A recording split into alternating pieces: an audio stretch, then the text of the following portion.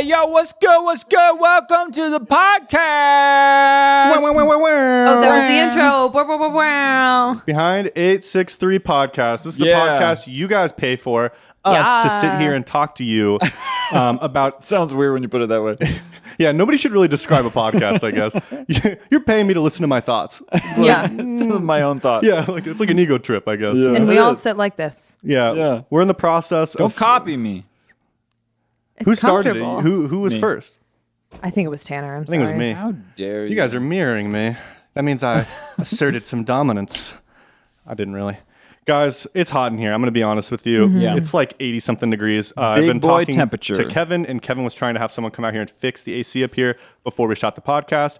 He talked to the guy. The guy said he would, and he couldn't find a guy to contract, like the guy he was talking to. So hopefully by the next time we do a podcast, it'll be ice cold in here, just the way I like Not that it really Hopefully- matters to you guys, but Yeah, you're just going to get hot topics and hot people at the same time. Hot topics. And I just... hot topic. McDonald's hot. Was that... It wasn't It was McDonald's. Hot Pockets. Hot Pockets. But Hot Topic. Because I thought McDonald's you like too, but I was that? like, couldn't figure out exactly Yeah. why. Anyways, so yeah, you guys really enjoyed the last episode. I want to say thank you guys for that feedback and support. That was a different episode, and we kind of, Yeah. I mean, I really enjoyed that episode more than the first two that we filmed because I feel like it was more loosey-goosey, more conversation. And I want to say, just in case I didn't say enough, or maybe I didn't clarify it in the right way, the previous episode, those are my thoughts and opinions. And also, I'm not making any definitive statements about everyone. Yeah. Just in case. You weren't generalizing. I wasn't, I don't know. Maybe was I? I don't know.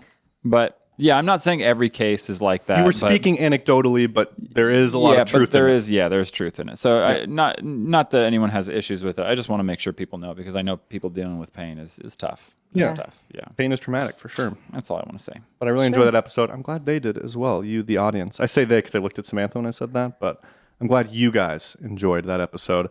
Today we have another hot one for you. Ooh. I know you're asking, where's Woods at? And I think that'd be might be a great place Is to Woods start. okay? Is Woods okay? Is Woods okay? Why isn't Woods in this episode? I don't know if he's okay as a person, but he's very busy. Is the main thing. He's busy. He's busy. He's building the props and stuff for this upcoming shoot. So I guess let's talk a bit about that, I guess. I to mean, start. Amazon screwed him over, just real quick. They Oh, did, no. Yeah, I mean, they came through today, but some of the props and stuff that we were ordering for like the tech gear for the cheap versus expensive thing tomorrow, we were supposed to Missing. well, they were supposed to arrive last Friday, and then maybe this past Monday, and they were marked as delivered. Said that they were put in the mailbox. Poor kid was scrambling yesterday, just like I don't know Yeah. what to do. Like I can't just go and like buy these things in a store. Yeah. But they arrived today. Oh, did they? Yeah. That's Final hour. unneeded stress. Unneeded stress. Like really just unnecessary. Unneeded But- stress. Nothing we could do, You know, and I could relate. Amazon. That's what I was talking. I was like, dude, you should have came to me. I've ordered millions of products through Amazon, and I was like, and it's weird because I don't think I've ever had that issue with Amazon. I've had it with other people where Just it's like- delayed? where Where they where say it's delivered. Delivered and and they it's- say they put it in the Oh, I've mailbox. had that. I've never had every that. time it's been delivered, I should say like every time I can think of off the top of my head, I've ever had something delivered. Like it's been delivered, but it's sometimes taken somewhere in the building or somewhere that's not supposed to be, or like Yeah. or like it was delivered like for some reason to a different building. Yeah. Or I don't know. I've actually had that multiple times, and then I researched it. What happened? So basically what ends up happening is it was USPS, right? Okay. Right? I'm assuming it was USPS. Oh yeah, it was Amazon, but with the USPS like tracking number and Bingo. everything. Because basically what happens is they have to hit quotas for packages delivered, right? So Stop. basically their supervisors authorize them to mark things delivered so they can hit quotas even though they know they'll deliver it later. So it confuses the heck out of people because everyone's like, blah, blah, blah. And the post office is like, they're not worried about it. They're not looking into it because they know it will get delivered because they're just saying they're delivering it ahead of time. Hit the quota, but they know it's going to get delivered. Yeah. Exactly. is so That's happened to me sneaky. like 3 or 4 times. And that's why I went deep in like, what's going on here? And there's like a lot of Reddit posts about it too. I hate that. That feels like, when you get an unnecessary like ticket from a cop and it's just like, I wasn't doing, okay, What's an fine. unnecessary ticket from? Well, it's like ticket from a cop. Tippet. Technically, yes, it's speeding if you were like 5 miles over the speed limit, but sometimes right? it's like Or is 5 it miles, dude. You're not just gonna like give me a warning. And you actually gotten that ticket No, before? I've never gotten You a didn't ticket. like bat your but eyes? No, That's what I do. No, Well, I I've did, and never it gotten a worked. ticket. I've never gotten pulled over. I'm speaking from like friends' experiences. Oh, right. yeah. My friend told me that Wow. they got a ticket for going 40 over, and I don't know who would have done that. Yeah. You did? No, I was just like, No, I was he like, was is what I'm really? saying. No, I've I was never. literally talking to him about, we were talking last night about getting tickets. So Yeah. it's just weird that Oh. you brought that up. Yeah, because no, I've convenient. never been pulled over. I was telling him the story about how I was like, yes, officer, you know? And like, yeah, he's like, all right, fine, I'll get you off. I'll let him go. I mean, Hell, what? What happened? this is starting to sound like a different kind of story. But and I didn't get the ticket. Yay! yeah, I feel So bad. Amazon, man. Yeah. So Woods was stressy boy. So Woods is absent from this podcast because he's still working Yeah. hard. Stressy boy. Like squeaky boy. But when you squeeze, blood. Yeah, less squeak, more blood. Yeah, and some squeak, Stress. stress. So Stress squeaks. yeah, Woods is going through it, but he is going through it because of this week's episodes. Like, what's going on with? When's this coming out? I'm assuming after. This is coming out in like 2 weeks or something. Oh yeah, So these after? videos will be out. Sure. Yeah, they will. Cool. The videos we're filming this week come out next week. Yeah. I know. We have a fast turnaround. He goes, I know. I know. I So know yeah, that. the videos we're filming this week, this is actually an interesting thing for us to talk about on this Yeah. podcast because we're changing our strategy a little bit. Because I feel like even when I Yes. say these titles, it's going to be like, oh, okay, that's different. So Yeah, they are different. First, we're filming our Discord server controls our live Probably say my for 'cause the it's day. more specific. Yeah. In marketing, specificity is always more powerful. And then we're also filming, it's a long one, but it's like cheap versus expensive Spy/detective. detective gear. Or sorry, it's testing cheap versus expensive spy/detective gear at a murder scene. Tell me that's not clicks. Tell me that's not Look YouTube. me in the eyes, listen to my voice in your ear, and tell me that that's not clicks. And Do I have to do all those No, things? you have to do both at the same time. And I want to clarify because a lot of our audience, especially if you're watching this podcast, right? If you're watching this podcast, generally I feel like you're probably like a bit older. I don't want to assume, and so you're probably like or maybe you just dislike these types of titles too.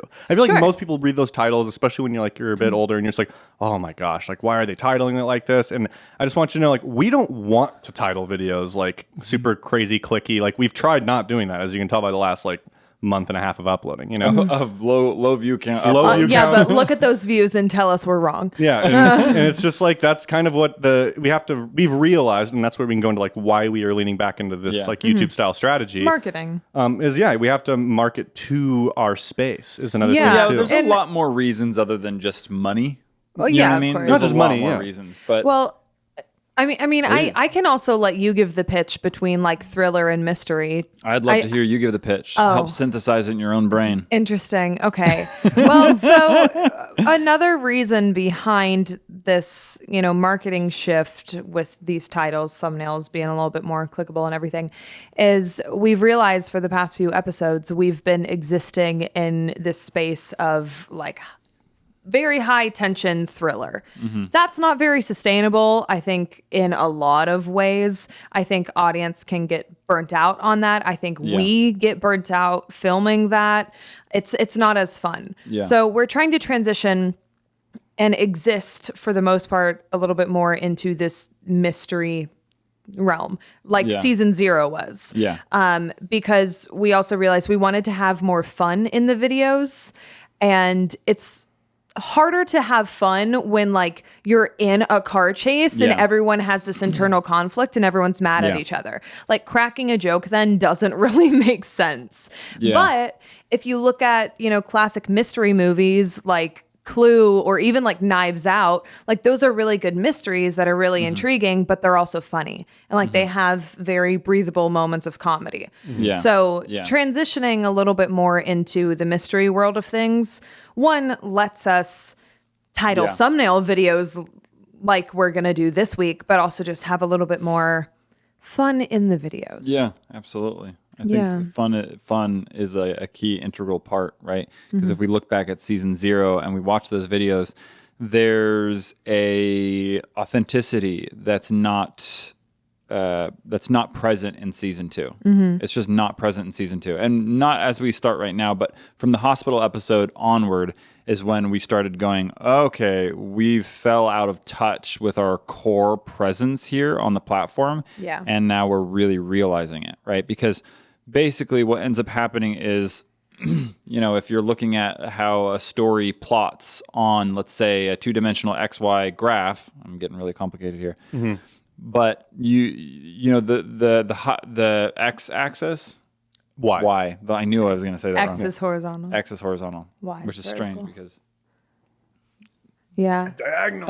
I was thinking, because like the Y has like the really long Yeah. one. I mean, technically it's still slanted, but it's more vertical I than get the that. X. Yeah, so on the y-axis is tension, right? And on the x-axis is time, right? And so as the story progresses forward, right, tension mounts into the climax, right? That's with every story.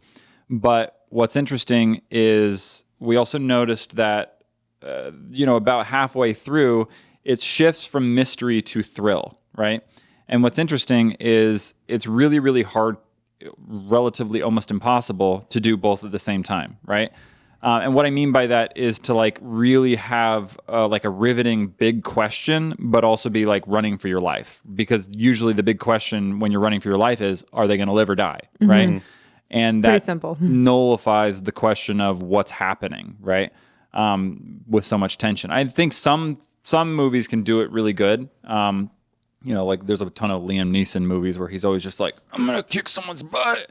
And it's like Nonstop, there's yeah. a mystery and there's thrill, but there's not that much mystery. It's more of just like you're watching him like, uncover some things. You're not like trying to solve it with him. You're not like, what's going on? Who's the bad guy? You're It's more always there just to like, see him. It's pretty like, clear. Yeah. You just want to Yeah. see Liam Neeson beat Yeah. someone up for his daughter, Yeah, and so I think like, I'm probably not the first one to discover this. I'm probably really, really late to the party because I don't really know much about the mystery genre. But I feel like you guys can tell me if I'm wrong, but I feel like mystery and thrill is like on opposite sides of the same coin. Like, I know everyone knows that like mystery and thriller are roughly in the same genre, but I feel like they're opposite sides of the same coin rather than like, this overlapping in the same genre, right? Sure. And so what I notice is like the more we increase the tension, the less opportunity for realistic banter, realistic authenticity, realistic just communication with, character to character. Yeah. And so I think that's important. I think it's super important because if we look again back at season 0, which had a lot of success online, obviously there are other components in play, like the fact that nobody knew it was a story, True. which is fine. But I think while that's a really interesting part, I don't think that's the main draw. I think the main draw was that we were YouTubers and like, everyone's used to watching YouTubers do their YouTuber thing, but like this crazy world is imposing upon them. Yeah. And season 1 is when the world started swallowing, and season 2 is when the world totally swallowed us whole, right? And we've had some people recently ask us, so like in the 863 universe, what do you guys do as jobs? Yeah. And that was like, oh no, we've totally disconnected from our roots, which is why I think it's not successful anymore, because what's ending up happening is like we're no longer YouTubers like that this world is imposing upon, like solving these crimes because we have to get back to our day job. We're just now these detectives that are like, oh yeah, YouTube. You know what I mean? I mean, yeah, because I brought that up in the meeting the other day. I was like, what does Sam 863 even do in this story? Like, what is her, like, what does she do at the studio? Why is she even still like here? But yeah, it's because we just completely disconnected from being YouTubers. And I think that was such a large appeal to it because it seemed like almost we were just like everyday people who the story was happening to. Yeah. And I think that excited a lot of people. Yeah, Yeah. and I think as well, I think it's like it bleeds into the marketing aspect of it as well. Like I think what really works with like the YouTube style is it has that episodic vibe with everything. Like everything feels episodic, and the times things aren't, and from what I've seen at least, and even YouTube themselves have done it this way, is when they're trying to do season-based content, like the marketing like almost has to shift, right? And I think it's because of like when new audiences come in, it's so hard to naturally pick up on like a story, right? So like YouTube with YouTube Red, like or if you look at Netflix, right? Like Netflix doesn't try to clickbait you with any of the titles of their episodes. Really, I mean, the titles of episodes like explain what's kind of happening generally. Yeah, they're vague enough, but they're specific enough. It's like, The Hunt. Yeah, and you're like, okay, Cool. but I think that's the whole point is like we don't get that opportunity. We don't have like an entire season done, and we don't get to market one trailer, and then we don't get to push our own or somebody's ad money towards a wide casted net of an audience for them to traditionally advertise. To just go and binge through. Exactly. So it's like we have to look more from all right, we have to pull back advertising wise and come back more to the YouTube side of it. So that we can do what's working on YouTube, because we tried, I think, to meld them both, but instead of doing both exceptional, we did both below average almost. Well, I'd like to pitch it as kind of a different thing, because it sounds like basically what happened, which is not the case, right? Because it sounds like what happened was the story started to take over, and then we're like, okay, we got to figure out how to market this and sell this again, because that's not quite what happened, right? Sure. From an outside perspective, I can see that, but really what happened was more of okay, season 2 is starting to is starting to not take hold. It's not doing great. Okay, what are we doing wrong, and what are the big components that we're missing, right? And it's not necessarily from a marketing standpoint, right? Mm-hmm.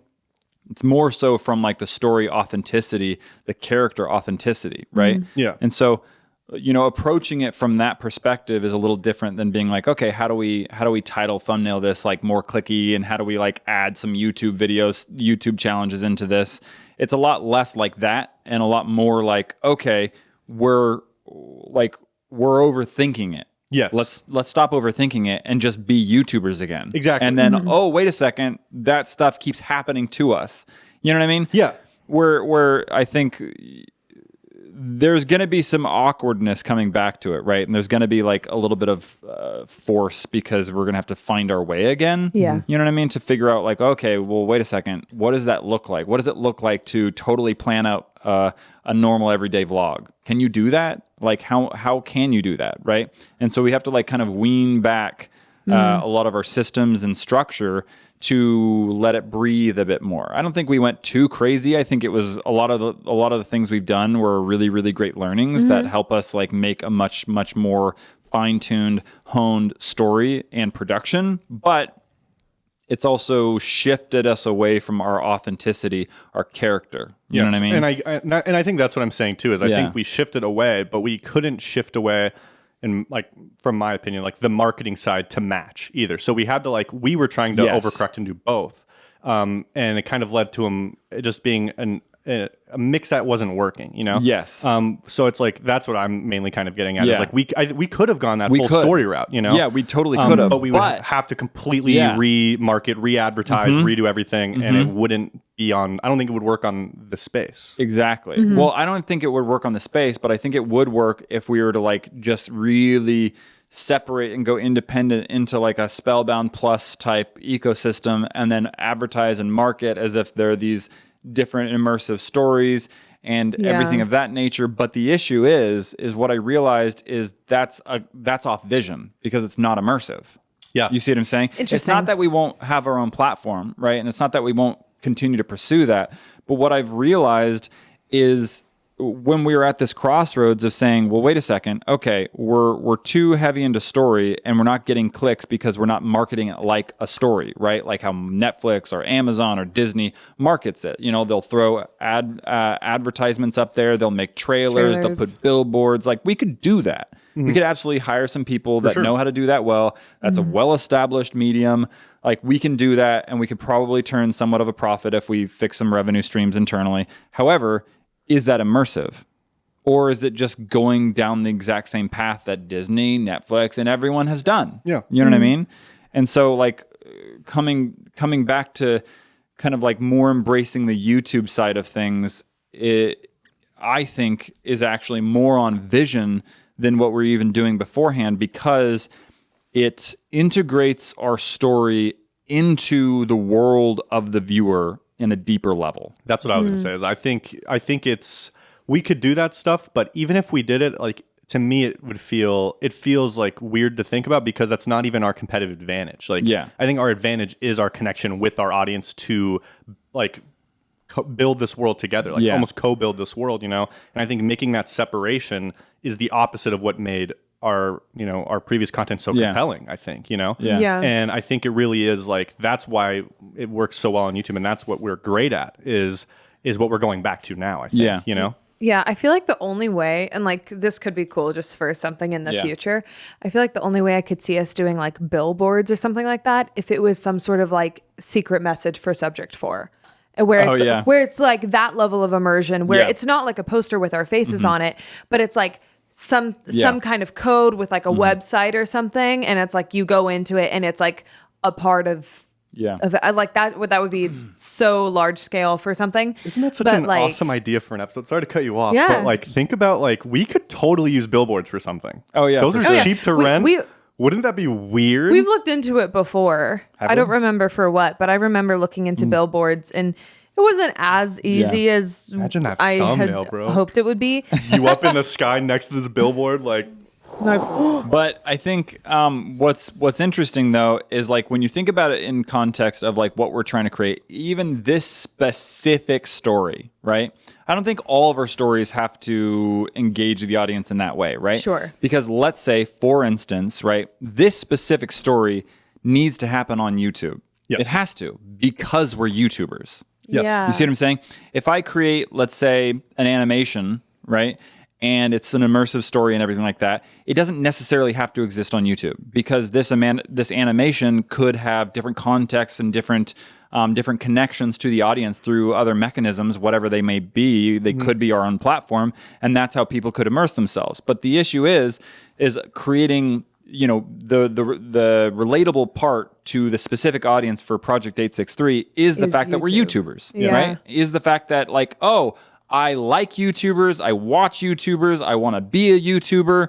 Maybe you don't want to be a YouTuber, that's fine too. A lot of people do, but that's the connection. That's the relatability. And we stepped away from that. And so coming back into that relatability then was the realization of, oh, we should be making more YouTube-y stuff. Yeah. And not Yeah. and not necessarily from a standpoint of being like, well, the story's not working, let's figure out how to market it, right? Yeah. It's more so from a standpoint of being like, oh, wait, we're YouTubers. So technically speaking, the most authentic thing we could possibly do for story in story is be Is be YouTubers. and make YouTube videos. And make Yeah. YouTube videos. And like it's still going to be content that the audience is really going to enjoy, and I think it's still going to have the same level of like production quality and Yeah. well thought out writing and everything. I don't want, you know, the audience to hear like, oh, we're going to be YouTubers again, and think like, all right, time to do slime challenges, and like maybe a key will show up every Well, now and then. Yes. Like, yes. like that we're just like completely Yeah. pivoting the other way. It's still going to be the content that I think Yeah, they, the story love. will infect every yeah, episode. the story will still has be to. there. Yeah. Right. And I think the cool thing is that we discovered is this also, because I know a lot of diehard fans, especially the ones that are watching this. Thank you so much, by the way. Love you guys. I know that there's a lot of concern of adoption. There's a lot of concern about people being like, well, okay, it's so hard to get people into Project 863, and I want to share this with people, but it's like it's disconnected. It's like, how right? do I even It's like, start? how do I even start? Maybe we make these big long trailers. Maybe we do these things. Maybe we do that. You know, like all these Yeah. things that are like effectively not working. You know, whether we put like these extended trailers in the beginning of like last time, this time, next time, all that kind of stuff.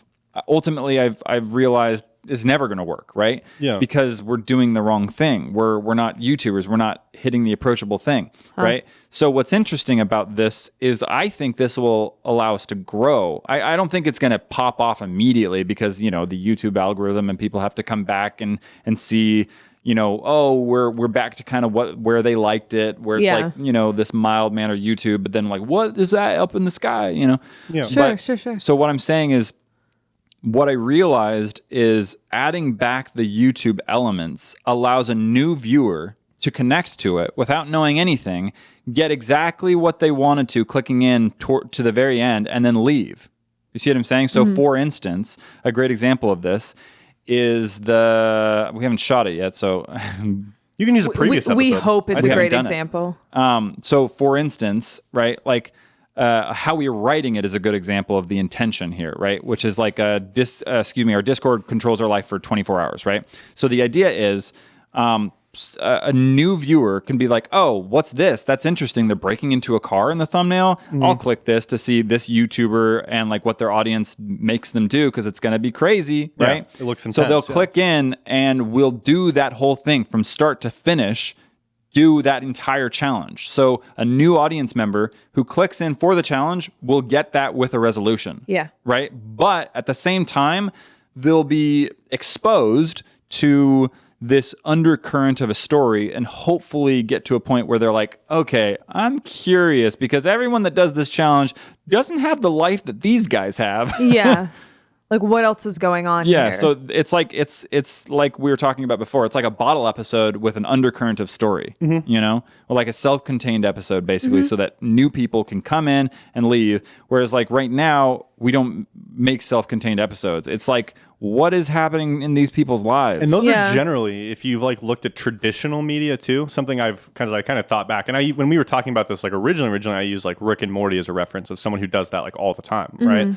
And that's why Rick and Morty is heavily rewatched, is because it's so easy to pick. Like, I loved this bottle episode, but you also get the underlying theme that's kind of underneath. But if you look back into like maybe more traditional shows, like I think a good example is like I watch like animated shows, like cartoon and stuff. But my favorite show of all time is Avatar: The Last Airbender, right?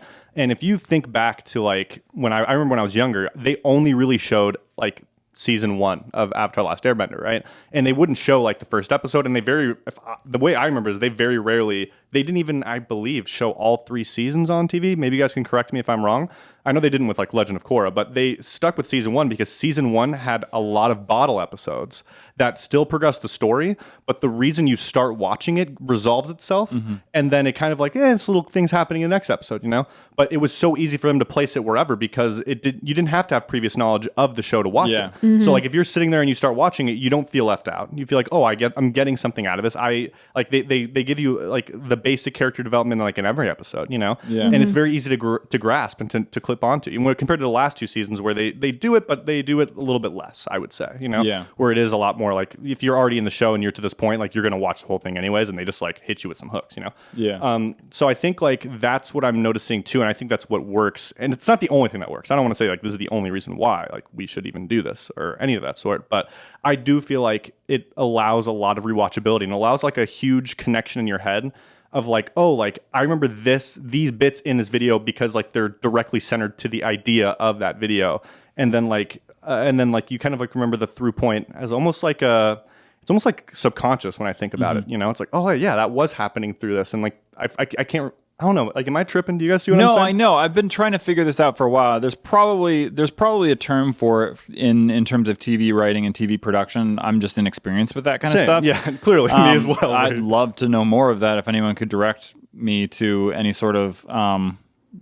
information on that, because there's got to be some type of specific story format that allows that Yeah. is almost like this perspective or this way to start the conflict off and resolve the conflict but not, Yeah. you know what I mean?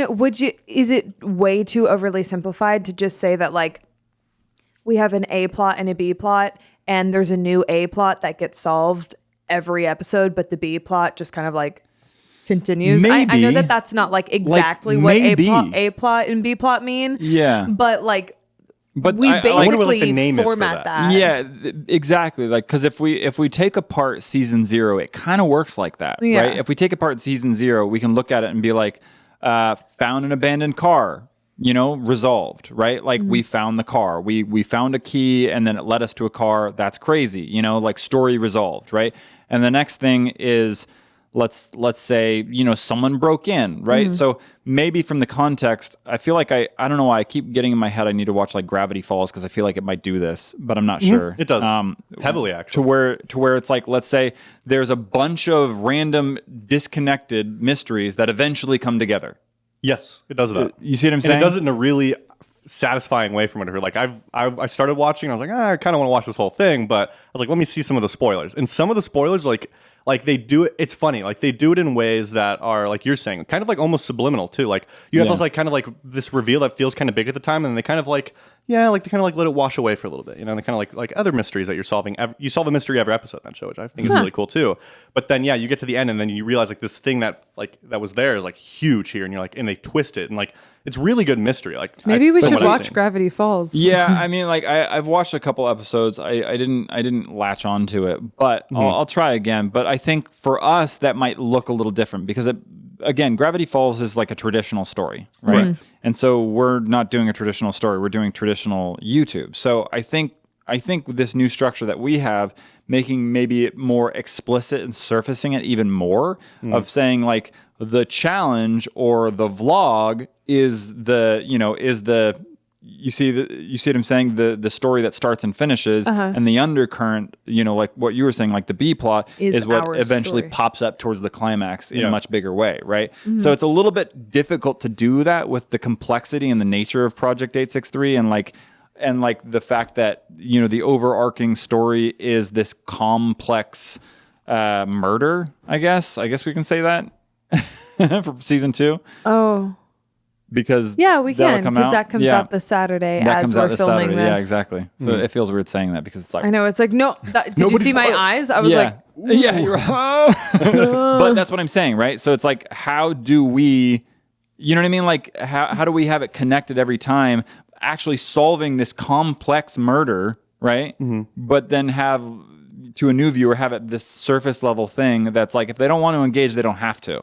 That's the key, right? Is that like new people should be able to come in, be entertained, and if they want to engage, go deeper. If they don't, there should be that that funnel surface approach, level, right? like, Yeah. they at least enjoyed the video. We should really have that kind of like that tiered funnel approach where it's like, let's say general audiences up here, they should get what they come for. Then like, let's say the medium interest audience should like passively watch, and then the diehards can like actually come to our platform and even get more texture and world building Be and deeper into involved, the immersion. give theories, like all of that The way stuff. I see it, like if I was to face, if this is what you're saying, sorry, I'll do it for the audience.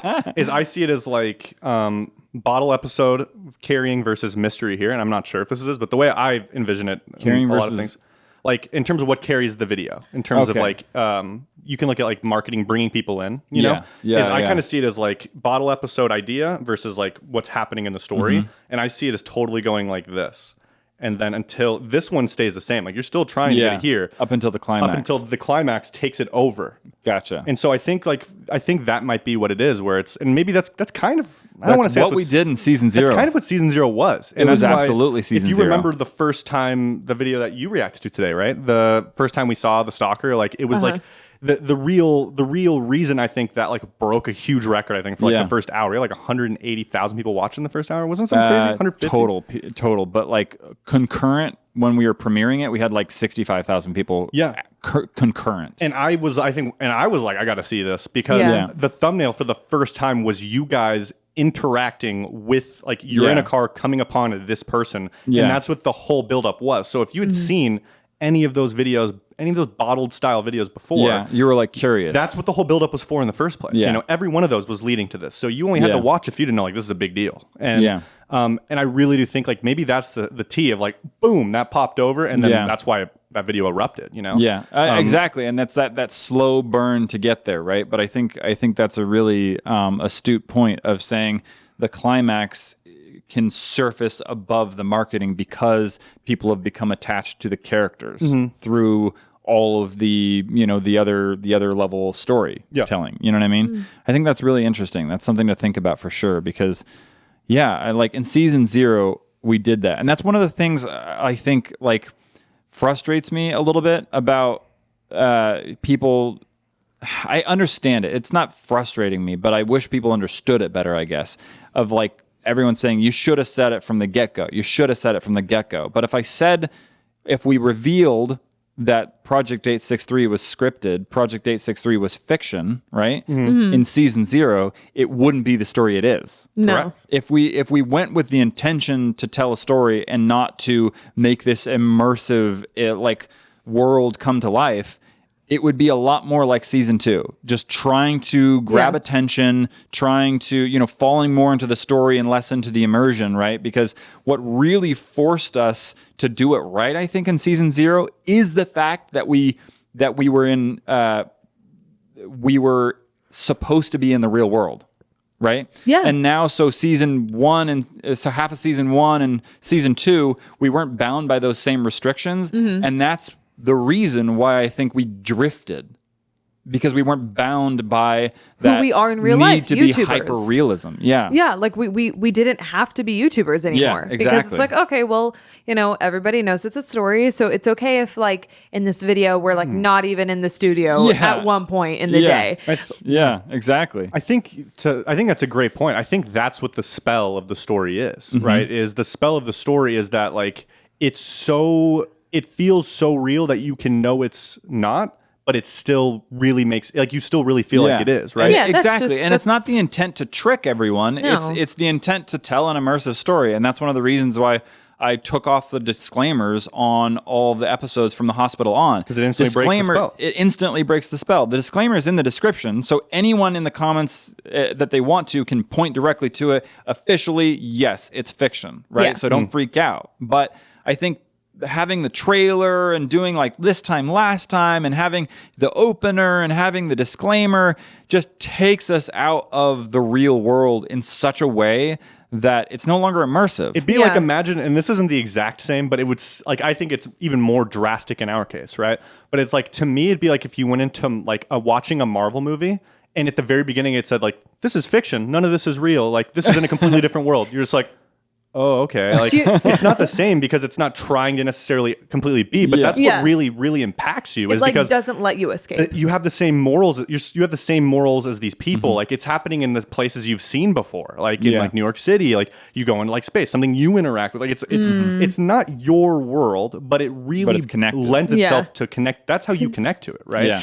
The way that I thought about the disclaimer just working right then, like, alongside that analogy, is that, like, you go to Disneyland. You are in line for a meet and greet with Cinderella. Now, This is nuts. Now, before you meet Cinderella, the character person says, "Hey, quick disclaimer: this is not the real Cinderella. In fact, Cinderella isn't real. But just so you know, like, this isn't the real Cinderella. That is such a better Her example. name is Heather. Yeah. She's an actress. Okay. Now enjoy. And then you go meet, and you're like, okay, I knew she was an actress. such a good way to think about it. Like I knew Holy that that's cow. not Cinderella, but like I, Samantha, still like to meet princesses. Yeah. Because like it's fun and it's a Yeah, I character. know and it's not I know real. it's Yeah. not real. But what is funny is, like, even I think right now as we're filming, these disclaimers are still in the videos. I still get messages from people saying, like, wait, what? Like, they don't read Disclaimers, them. yeah. Some people don't even read it. So it is kind of like, let's just keep it in the description. And Yeah, I'm like, the intent is not to trick people. No, it's That's not. the goal. The intent is to create a very extremely immersive environment so people can jump into this new world, have some fun, meet some people, find themselves, and learn along the way with other vulnerable people beside them, right? Like, I don't think you can do that to the extent that we're trying to get. Like, I just don't think you can do that, right? Like, so think about it like this, bringing it back to, let's say, a Marvel movie, right? You can watch a movie, you can watch a TV show, but as much as you still connect to the characters, like, there's no argument about it. You're not connecting to Loki. You're not connecting to Thor as much as you're connecting to the YouTuber down the street. You're just not doing it. It's just not, like, you're just not doing it, right? And like, and that's the whole reason of why YouTube has blown up, is the connection, is the authenticity, is the fact that you see a real person across from you, across the screen, and you see them growing, right? And that's what's so unique, and that's what's so interesting, and that's what we have to make sure that we're always attached to, right? And if we're starting it off by saying, by the way, this is all fake, then it's like, well, then we should just go back to be making, regular fiction, that's not connected, that doesn't have a sole goal of, building up challenging people's idea of morality, right? And, this vice and virtue and allowing them to audition vice and virtue in the story world and then take it out into the real world, right? Because that's effectively what we do, right? We allow people to jump into this hyper immersive world through our characters, right? And then audition vice and virtue so that they can actually entertain the idea of how this might apply in their life and hopefully put them on an upward trajectory, an upward spiral of growth and transformation, right? I mean, that's a great TED Talk right there. Yeah, that's perfect. And it makes That's- sense. And that's the thing is like, I have like 2 points that I think are great. And like, I think they both tie together. And it's like, it's funny because we've had the secrets behind this. Like, people have been saying this for so long. We've had the secret to what the spell is for so long, because it's like the number one most talked about thing ever with this story, even since the beginning, is this real? Like, is this real? And like, that has to be the spell, you know? Yeah. And so I think there's a lot of our own fear of like misleading people that like kind of let us away from it, you know? But I think like to even further push into that, I think there's a reason why it's so compelling too, to even talk about your point, is it's like no one, like if you look at like animated like content versus non-animated content, like you have to get into anime. Yes. You don't have to get in to like a real like watching like anything that's like with real people, right? Yeah. Like, and I didn't think about this until just now. Like, I asked my dad, I'm like, hey, watch like this animated like thing, you know, like watch this with me, or this super fantastic kind of like fantastical kind of thing. And he's like, no, it's not real. I'm like, that doesn't make any, like, what are you talking about? But it makes Why, sense. Dad? Yeah, because he's so connected. Like, that's how he connects to his content, is like, it has to have this connection. An to him. element of realism. Exactly. Yeah, an element of connection. Has to have that, and even if it is completely fiction, like it has to be grounded to him, you know. And I feel like that's the and this isn't true for everyone, but I feel like generally like that's true for majority of people, I would say, is like they connect easier to that and that's why those are the most common shows, you know. It's because like, oh, it's very easy to like, you know, all the rules of play, you know, like they're the same rules as yours generally, you know. And I think that's a huge connecting point to all of our own content, is like, that makes total sense. Absolutely. I totally agree with that. And I think that's important that, you know, I think this has been a good discussion just for me too. I totally had so many brain blocks out of it. That's crazy. Yeah, just for me too, because it's like, okay, yeah, like, you know, I need to push more into that direction, right? Into that direction of like, really, what the heck are we trying to do here, right? Yeah. We're trying to help people transform their lives from vice to virtue. Is that such an evil thing? Like, I don't want to trick people into bettering themselves. Like, well, it's such a weird way to look at it, right? Where it's like, it's for profit. Yeah, we make money, but that's not the goal. That's not why we do it. If we wanted to do things for profit, we'd be doing what we know how to do, which is just make regular YouTube content and not unnecessarily attach this complex story when we don't even have to. Exactly. We could just straight up do YouTube challenges and make more money, a lot more money. Absolutely. You know what I mean? And that's the frustrating thing, is that like, you're just trying to trick people for profit. No, if I wanted money, I would just go into just hardcore YouTube. Yeah. It's not like, I think this is so unique and so cool, and such a cool thing that we can do here that can make a new space for, you know, not everyone thinks the same, behaves the same, but I think there is a certain level of person or a type of person that really likes the idea of engaging with you know, characters and like living vicariously through them, learning vicariously through them, right? And obviously we know that because YouTube is so popular. So what if you just sprinkled in some fantastic elements? Is that so evil? Not at all. I don't know. But I think the challenge is people feel duped, Yes. right? People don't like feeling stupid. And that's the danger, right? Is that someone gets in there and they actually believe, right? They actually jump in there and believe, then they get feeling duped, and it can actually push them farther away, which is the complexity here. Is like, we can be really, really vulnerable with this and go this whole direction, but then the issue is when it breaks hard. Yeah. It is such a hard area, because especially with YouTube, like there's so much content on YouTube. Some of it is quote unquote real, some of it is fiction. Like there's just no telling. And it's just, I don't know, sometimes like I always take it as a compliment when people think it's real, because that means it's good. And like, because when I stumble across like Troom's sketches, like I'm like, that's not real. Like It can't be because real. it's, in my opinion, not good content. I'm like that. There's nothing about that It's that not- makes me it's just believe not it. realistic. It's just not realistic. There's nothing. Yeah. But like sometimes they try and pull off these like sketches that There's that's an just like, okay, audience I don't believe for it. that. But with our content, like I think there's a lot to be said about how much we put into our content. That yeah, like Yeah, some we people do an will- unnecessary amount of work for a single video. Oh yeah, and people are Yeah. noticing that on Behind 863. Everyone's like, this is a lot of effort. Like every comment's like, Yeah. I cannot believe like Yeah. like even I can't wait for people to see the video I filmed with Mike today. Like Yeah. like him showing off all of the music he's made and like Yeah. all of the cues and how Well, he's and able we to could process- just use Epidemic Sound Library if we wanted to. Yeah, and that's Yeah. what we said. We're like maybe like once or twice we've used it for like a couple things. Mike's like, no, like I made all of these cues. He's like, Yeah. and this is exactly what I'm overwhelmed. Like, Mike, I have so many questions I got to ask. Like, I ended up filming for like 40 minutes because I just wanted to know. you Well, know? I mean, and did you guys even talk about everything he did for like the Deb and West tape? yeah, Yeah. we did already. Oh, He We live. did a you whole did? video on that. Yeah. Oh yeah, And it was, Well, I didn't and watch people it. loved it. But Video, but like, yeah, did it's so just like well, yeah. it's so Yeah. crazy. Like we put in so much like work. we're doing this out of passion. Yeah. You know what I mean? Like we're not trying to trick people. And like, yeah, so I think, I think taking off the disclaimer might be unpopular. And people might be shocked, right? It might be unpopular.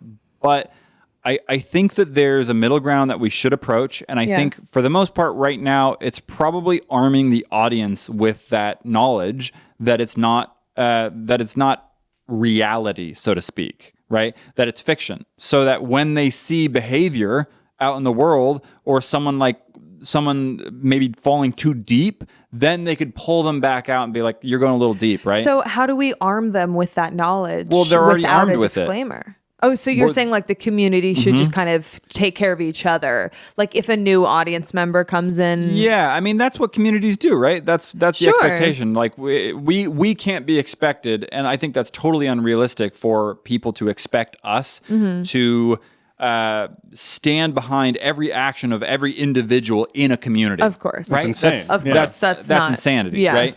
However, I think, and I can understand where we were coming from beforehand, where when we didn't say it was fiction at all. Yeah. I can understand that being unhealthy too. I think we need to exist somewhere in the middle. I don't think it's a binary thing. I think it's Yeah. a spectrum, and I think we've swung too far in this is fiction, right?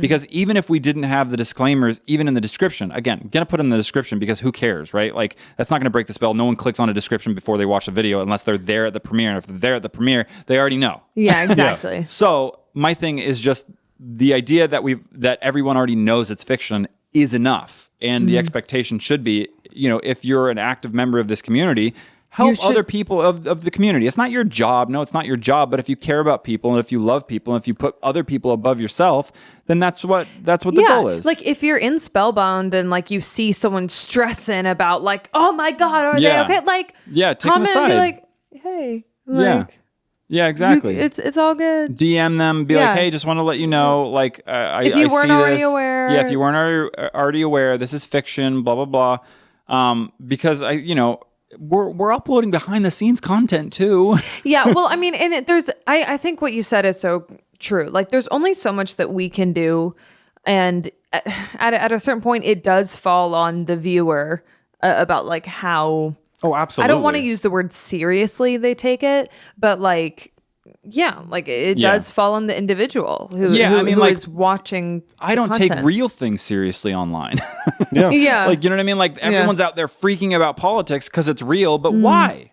And Yeah. I Just think- because it's real doesn't mean you got to freak out. Yeah, So- I think that's where I'm at an interesting point. Is I don't know if this is better or worse, or maybe it's not. I don't know. But I thought about it too, and I'm like, is it better that I think our audience is in this huge debate, like towards it, versus like someone like Chad, right, who makes similar like mystery style content, right? Yeah. But his is so obviously for a niche, and there's such a clear line because like at a certain point, it's like it's very obvious to like a certain age group, like yeah, this Yeah. isn't real, you know. And so is that strong niche in his favor, or is it like us having such a more general audience now because we can have the younger audience technically watching, right? Even though it might be some themes might be a bit intense, Yeah. but like generally, like younger audience can still watch and they might think it's real, you know. But the thing is older audiences are watching and they think it's real, you know.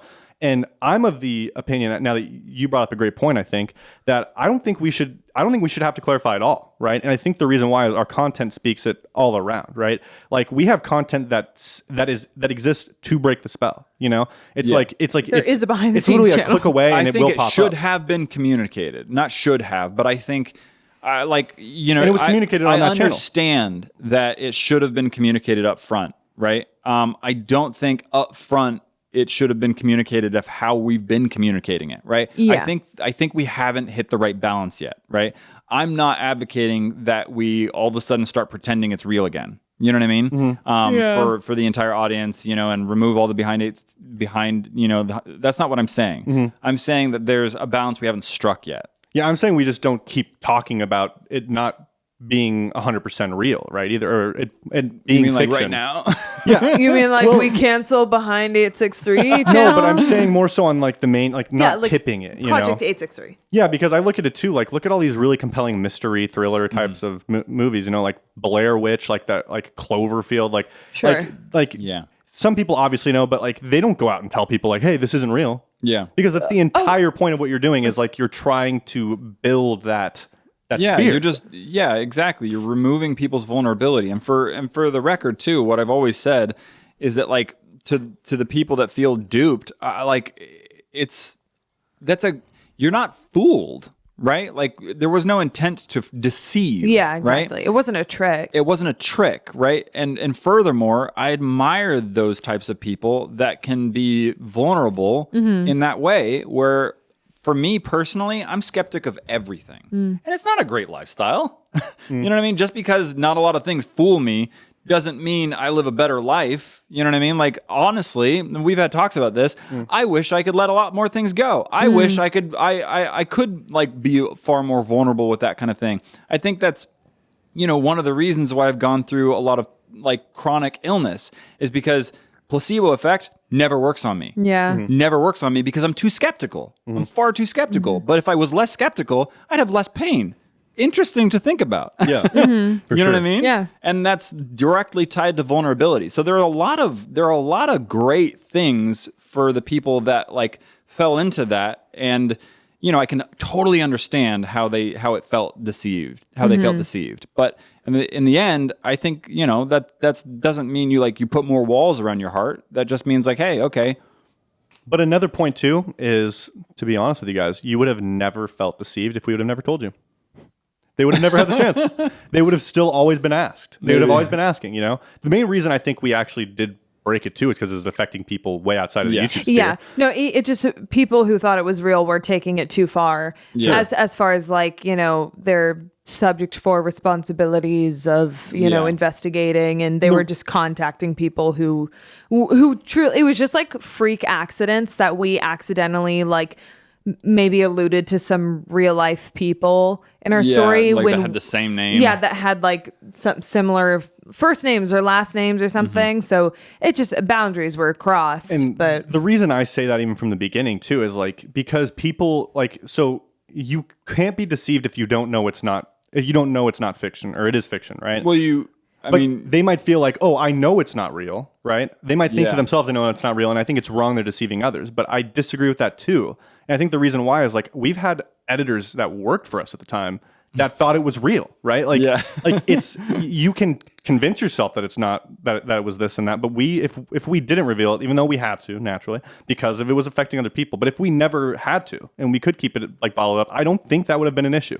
To be you're talking flat about out like honest with you. season 0 when Yeah, like yeah. So Matt you're was the season- only one yeah. that knew. So Yes. For a second, Well, I was even- like, wait, people didn't know that like No, even we Cyphus knew. was- Like the direct connect is but so like I agree and disagree. I think there is an obligation because there's a difference between I think entertainment and community, right? Sure. And I think there is an obligation, and I think there is a responsibility for like community leader to make sure they're fostering the community and setting boundaries and guidelines. And that's something I didn't do. However, That's true. that doesn't necessarily mean it's directly tied to is it real or not. It means that I didn't necessarily set correct boundaries with the audience, and I'll definitely own that. However, I also see your point to say that it may be amoral whether we say it's real or not.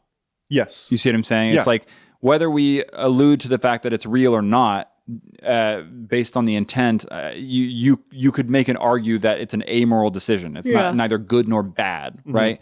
But I don't know. Maybe I'm deceiving myself. No, and I think you make a valid point too that like in season 0 we didn't have a community. And what I mean by that is it doesn't mean we didn't have people like watching our videos and active, but we weren't even nearly trying to foster it or make like now we have Spellbound Plus and we have like this like we're really trying to connect. We were and disconnected. We were entertaining. So like if we were to stay in that entertaining sphere, I still think it wouldn't be a problem, right? But now we've created, and that was our goal from the beginning, is to bridge that, and so that's why there's that obligation too, right? Yeah, but absolutely. In just an entertainment sphere, I do think it's totally amoral to just be like, no, like it's it is what it is. entertainment. It's entertainment. Yes. You know what I mean? Like anything on YouTube is entertainment. Yeah. Even hot take, even the news is meant for your entertainment. Sure. It's not actually meant to inform you. Yeah. You know what I mean? Like that's the crazy thing. It's meant to keep you watching so you watch more ads. It's meant to keep you watching so you watch more ads. So entertainment, right? Yeah. It's like, it's strange. It's strange to me. But I get it. You know, everyone's brain works a little differently, but that's the nature of the beast, right? Yeah. But yeah, I mean, you know, go out there and be vulnerable, and just because you get hurt doesn't mean you don't keep being vulnerable. Yeah, give me your closing thoughts. Sign us off. My closing thoughts. Closing thoughts. Well, Closing thoughts. Matt just did it so well. Did I? Don't be afraid to believe in things, and don't be afraid to like be vulnerable with, you know, content that you really enjoy. Like let yourself believe in it a little bit. Yeah, have fun. But like just have fun. It's entertainment. Yeah, and the fear of being there for you duped to have fun. is like one of the most human things ever, right? Like no one likes being duped, but understand that like you're only being duped if the intention of the person is to dupe you. Like we're not here to dupe you. We're here. The result we're trying to achieve is transformation for like you guys and ourselves, right? And you know, and there's probably more effective ways we can do that, and Sure. I'm all ears to that, right? Yeah, there's always better ways, I feel like, to do just about everything, you know? Yeah.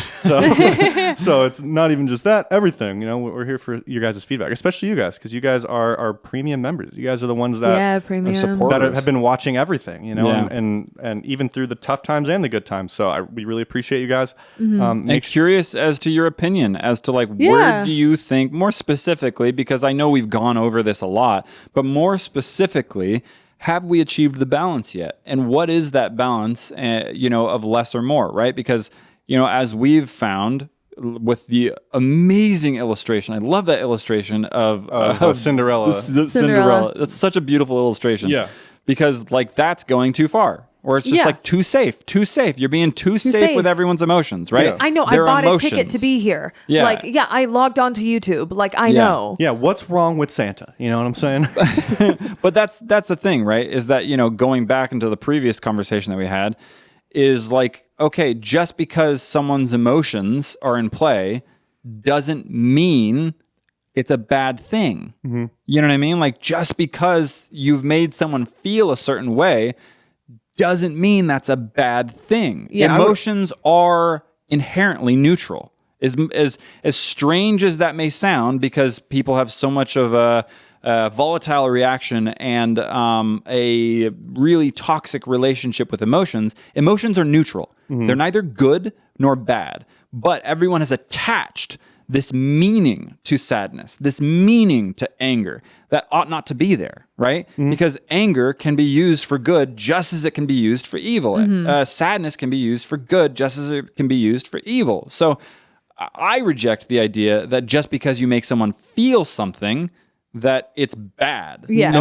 And that's why I think we haven't struck the balance yet, is because the idea of, you know, with Cinderella just like being overly cautious and safe just so making sure everyone knows removes the ability for us to actually immerse people and have them feel the product of our video, which is emotion. Yeah. The magic is the feeling. It ruins the magic. The magic, that's the only place the magic lives. Yeah. Would you listen to a song that didn't make you want to listen to it? Like didn't get something out of you? Like, you know, you just be like the whole point, like Santa, the reason it was beautiful is like that was the magic. I remember being a kid, dude. Yeah. I remember being a kid and be like, dude, I don't know if Santa's real, but like I really want him to be. Like I wanted Santa to be real. And until he wasn't officially, Tanner. well, Santa's not real, everybody. Looks like I ruined some more magic. Oh my gosh. And you think I'm going to cut that out? No, I'll just give a spoiler warning at a certain moment. There is a life spoiler at There this is a timeline. major life spoiler. Anyways, If you're, But yeah. So I think we've gone over it. But again, the question goes back to you guys. Like, reality is like, what's the balance, right? Because you can be too safe and you can be not safe enough. So what's the balance? How can we strike that? yeah. Tell us. Thank you very much for watching. Thank you much a lot for Thank watching. you much. Thank you Thank you much. kindly. Pray for Woods. Woods is okay, by the way. Is Woods okay? Yeah. Should we go check on him? Let's go check on it. Oh, okay, bye.